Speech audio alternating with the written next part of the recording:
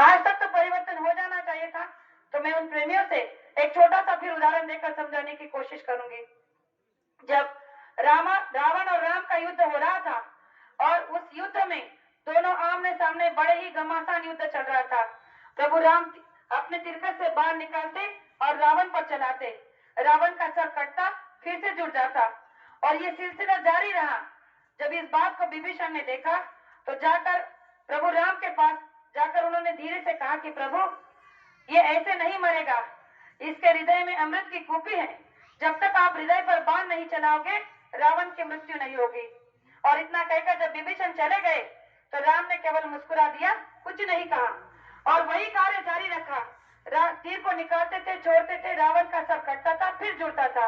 इस तरह से कई बार ये चलता रहा और जब आखिर में रावण त्रस्त हो गया, त्राही हो गया, तब उसने अपने मुखारबिंद से शब्द कहा कि ये सीता डायन के खातिर मेरा कुल का सर्वनाश हो गया, मेरे सारे योद्धा का सर्वनाश हो गया।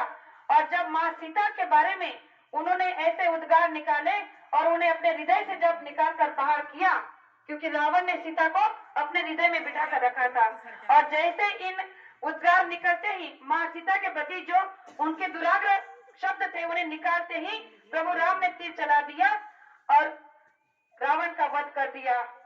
तो ये और तब रावण मरकर नीचे गिरा। तो ये क्यों हुआ?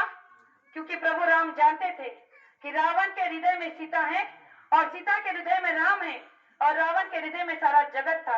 अगर ये पहले ही जैसे ही विभीषण ने कहा और अगर राम तीर चला देते तो रावण के साथ साथ सीता के हृदय में बैठा हुआ राम और राम के हृदय में बैठे हुए सारी जनता तिलमिला कर मर जाती। प्रेमियों, आज वही प्रसंग है, वही स्थिति हमारी आपकी है। हम तो कहते हैं कि गुरु महाराज परिवर्तन नहीं करते, लेकिन गुरु महाराज को परिवर्तन करने में 8 सेकंड भी नहीं लगेंगे। लेकिन वो जानते हैं कि हमने जो कलयुग का सामान लेकर हमारे पास में रखा है और जब तक हम उसे नहीं छोड़ देते तब तक गुरु महाराज हमारे आपके सामने परिवर्तन नहीं कर सकते।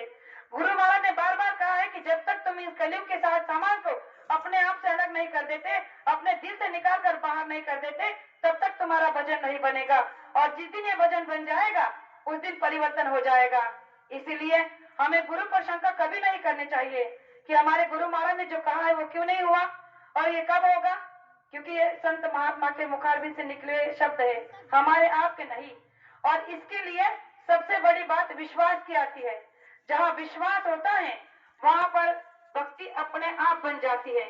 जिस तरह से माता शबरी की भक्ति का इतिहास आज भी गाया जाता है कि उन्होंने प्रभु राम के लिए 7 वर्ष तक तपस्या की, यानी कि किशोर अवस्था से लेकर वो अपने वृद्ध अवस्था में आ गए, तब तक उन्होंने प्रभु राम का इंतजार किया।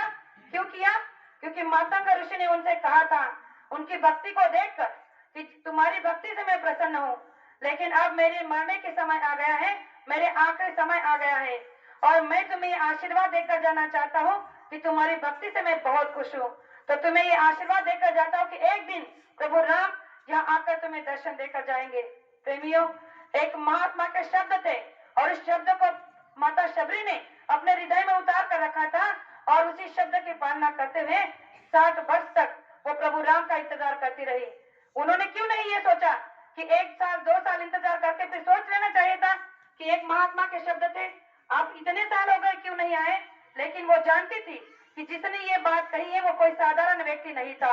मातंग ऋषि भी एक पहुंचे हुए सम्राट महात्मा थे और उनके शब्द थे, इसीलिए शबरी ने उन पर विश्वास किया। तो गुरु महाराज बताते हैं कि ये सारा इतिहास आपके सामने आपने आंखों से पढ़ा सुना है, फिर भी आपने गुरु पर शंका कर ली, फिर भी आपने गुरु के बारे में विश्वास नहीं किया। तो जय गुरुदेव नाम आज संसार में हमारे आपके लिए एक ऐसी नींव है जिसकी नींव कोई संसार में हिला नहीं डिगा नहीं सकती। लेकिन वो कब?